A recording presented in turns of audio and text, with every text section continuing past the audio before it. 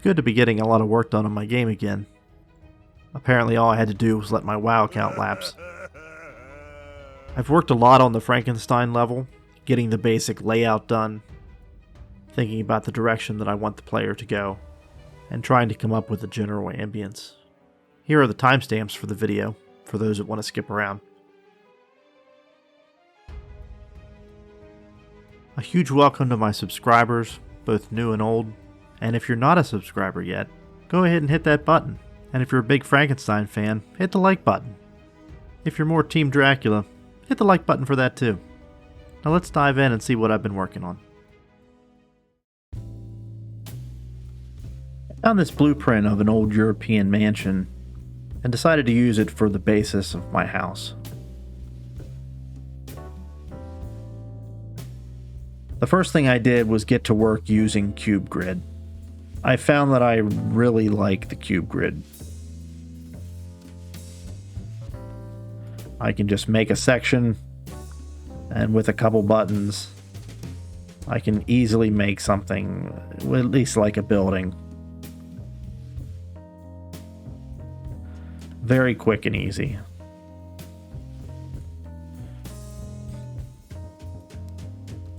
And so I laid out the entire house in this manner.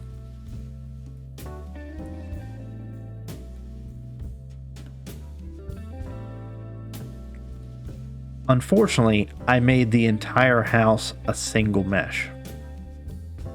Now granted, the objects within the house are separate meshes. When it comes time to do texturing, particularly in places where I have cut out pieces and tried to place them back, it will take a bit of work. Also, I've been told that a single mesh is not great for performance. So my next step is going to be to go back and rebuild the house using separate meshes. I'll be able to build it the same way, but individual rooms will become separate pieces. I am getting a little better at Blender. I created this window with some basic shapes. I also created this door, and then using the same door, a set of double doors.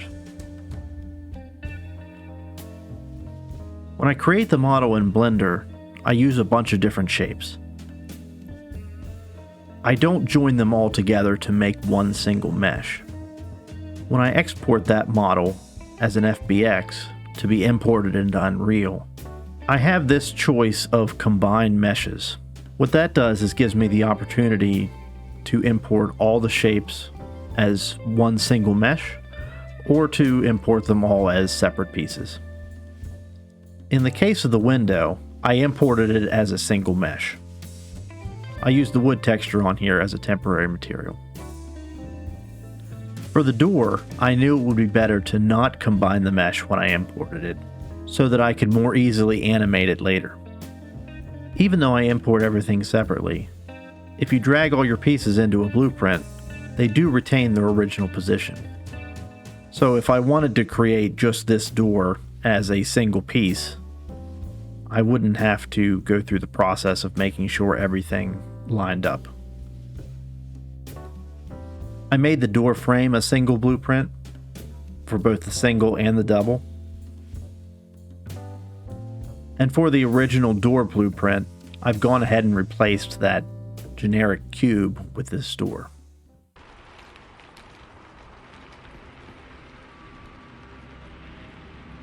With only a couple lights, adding the rain sound, the thunder,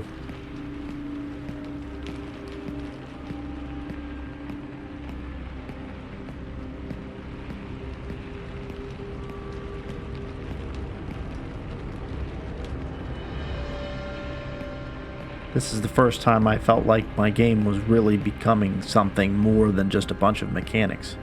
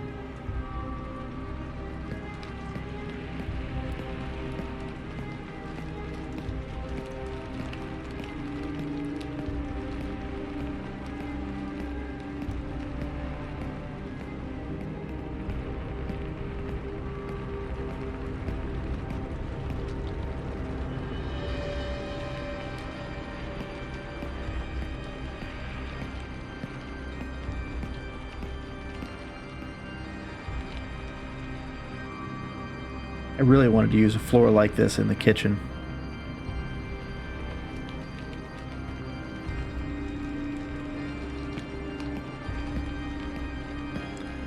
This is part of the Megascans library.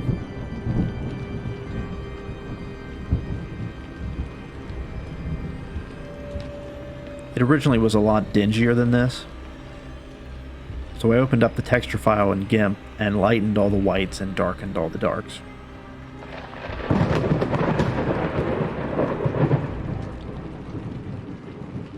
This fireplace is a combination of a couple things.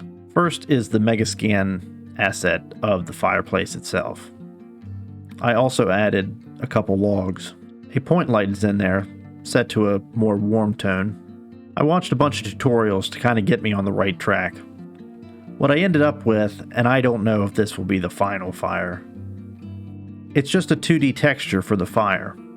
The smoke and the embers are Niagara particles. When it comes to material graphs, I really am not sure what I'm doing, so I have to give all credit for this to YouTube. When it comes to adding and subtracting and then multiplying seemingly over and over again, I just get very lost. I do really like how the fireplace turned out, and the shadows that bounce off the walls. The last important piece, although very subtle, is this timeline. What the timeline does is it sets the intensity of the point light within the fireplace to give that flicker effect. The rain materials that I have implemented so far are the rain on the glass and this wet material. I actually created my own parent material using most of what exists in the Megascan surface parent material, as well as this rain overlay function that came with the rain plugin. So between the two of them, I can create an instance of that material and change it to whatever material I want. The part of the plugin I have not implemented yet is this rain particle system. It exists as a small cube.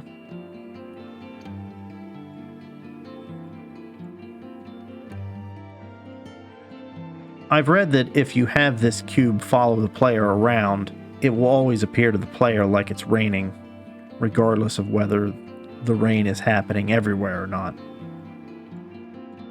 That's probably the route that I will go.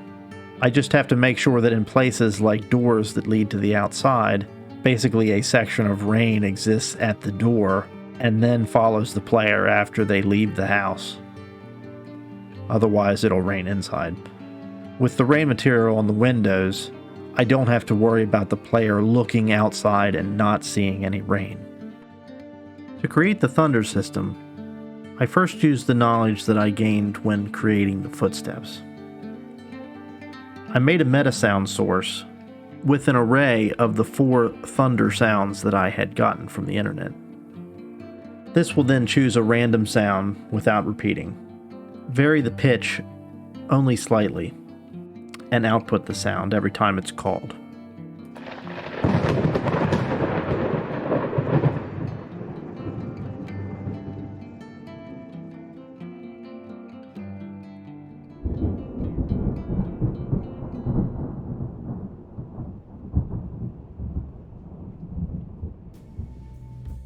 Then in the level blueprint, when the level loads, it will call this event Lightning Strike. The Lightning Strike will first delay between 20 and 120 seconds.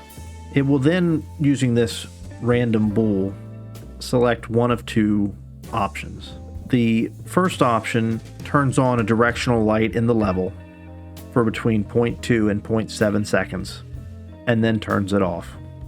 The second choice turns on the light, turns off the light, waits between 0 and half a second, and then repeats to give you a double flash. I then call that meta sound, and it repeats the event. This way, a lightning strike will happen once every 20 to 120 seconds. That's all I have for this video. I'm off to rebuild my mansion. And until next time, always remember to carry a light into the darkness.